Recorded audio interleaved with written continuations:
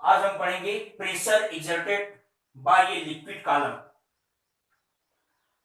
मान ली कोई ये बीकर है या कोई भी वेसल है, इसमें रो डेंसिटी का कोई लिक्विड भरा हुआ है। हमें निकालना है कि इसका जो यहां तक इसमें लिक्विड भरा हुआ है, इसके इस लेयर से जो इसकी ऊपरी वाली लेयर है, जहां तक लिक्विड भरा हुआ है, वहां से एच डेप्थ पर अगर कोई पॉइंट है, मान ली यम है, तो इस पॉइंट पर हमें निकालना है कि यहां पर प्रेशर कितना होगा, लिक्विड का प्रेशर कितना होगा। फिर से सुनिए, ये एक कोई भी बर्तन है जिसमें एक लिक्विड भरा हुआ है। लिक्विड की जो डेंसिटी है वो रो है। यहां तक इसमें लिक्विड है, तो इसके ये जो ऊपरी वाली लेयर है, इससे एच डेप्थ पर एक पॉइंट है यम। इस पॉइंट पर हमें निकालना है कि इस पॉइंट पर प्रेशर कितना होगा। तो इसके लिए क्या करते हैं, एक हम कोई सिलेंडर का आकार ले लें, सिलेंडर का शेप ले लें। एक ऐसे सिलेंडर की आप कल्पना करें कि उस सिलेंडर का जो निचला वाला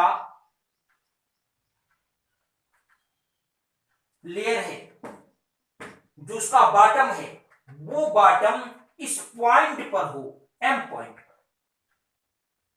और इसका जो ऊपरा वाला हिस्सा है वो इसके फ्री वाला जो लेयर है उस पर हो। मतलब इस सिलेंडर की जो टोटल लेंथ है वो स्मॉल एच हो।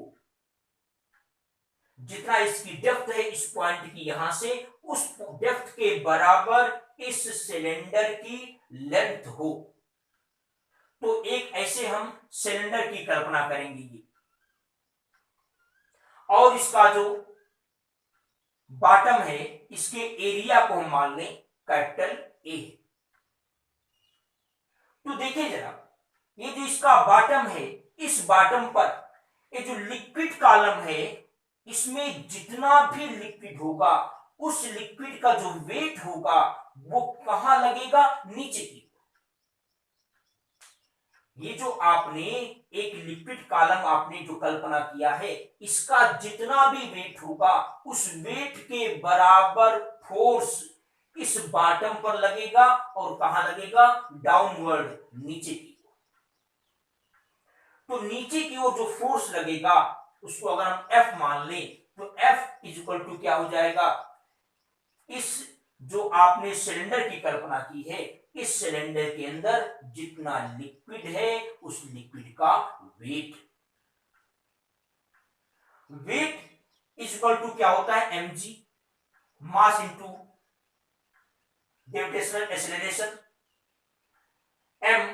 m माने mass, mass is equal to क्या होता है, वॉल्यूम इंटू डेंसिटी। इसका वॉल्यूम कैसे निकालेंगे आप, इसका जो बॉटम है, इसका एरिया, जो प्लेन सरफेस है, इसका एरिया कितना हमने माना है, a। इसकी हाइट कितनी है, h। तो कितना हो जाएगा, a h अगर करेंगे तो क्या मिलेगा, वॉल्यूम। a h से वॉल्यूम मिल गया, इसमें हम डेंसिटी से मल्टीप्लाई कर दें तो क्या मिल जाएगा, ये मास। तो मास के स्थान पर क्या लिखेंगे, ए एच रो इंटू क्या होगा, जी। ये हो गया F इज इक्वल टू। तो ये जो F लग रहा है, जो फोर्स लग रहा है, ये इस पूरे बॉटम पर लग रहा है। तो पूरे बॉटम का जो एरिया है वो आपने ए मान रखा है। तो बॉटम का एरिया ए है, और इस पर जो फोर्स लग रहा है डाउनवर्ड, नीचे की ओर, वो फोर्स कितना लग रहा है, F लग रहा है। तो ए एरिया पर जो थ्रस्ट लग रहा है, जो फोर्स लग रहा है नीचे की ओर, वो कितना लग रहा है, F लग रहा है। तो इस पॉइंट पर प्रेशर कितना होगा? प्रेशर को अगर हम P से डिनोट करें तो P आपने पढ़ा होगा थ्रस्ट बाई एरिया। तो टोटल कितना थ्रस्ट लगा है? F। एरिया कितना है? A। F की लाकर के वैल्यू रख दे यहां पर। F की वैल्यू कितनी है? A H rho G by A। अब देखिए क्या होगा, A से A कैंसिल हो जाएगा, तो P इक्वल टू क्या आएगा? H rho G। P equal to क्या आएगा? H rho G। इसका मतलब है कि लिक्विड के में अगर H डेप्थ पर कोई पॉइंट है तो उस पॉइंट पर जो प्रेशर होगा वो H रो G के इक्वल होगा। यहां से एक चीज और देखें, प्रेशर H पर डिपेंड कर रहा है, मतलब अगर समान डेप्थ है, इक्वल डेप्थ है, इक्वल डेप्थ पर जो प्रेशर होगा वो इक्वल होगा। दूसरी चीज, जो प्रेशर है वो रो पर डिपेंड कर रहा है, डेंसिटी पर डिपेंड कर रहा है। इसका मतलब है कि अगर जो हमने लिक्विड लिया है उसकी डेंसिटी अगर अधिक होगी तो प्रेशर भी अधिक होगा।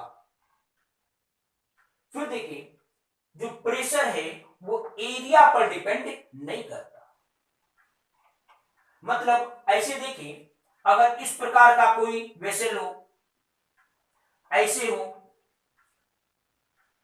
दोनों में अगर लिक्विड भरा है, दोनों की जो डेप्थ है वो स्मॉल h है,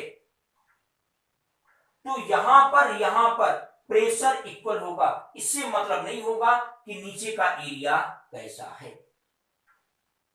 यानी प्रेशर एरिया पर डिपेंड नहीं करता।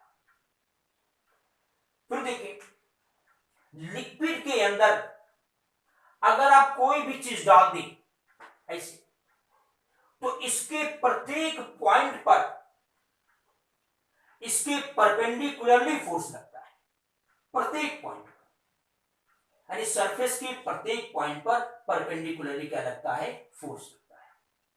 और इक्वल अगर डेप्थ है, तो मैंने बताया अगर इक्वल डेप्थ है तो प्रेशर भी क्या होगा? इक्वल होगा।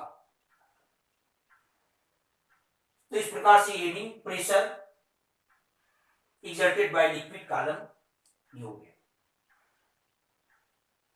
अब इसके बाद का जो रीडिंग है वो आप नेक्स्ट वीडियो में देखेंगे।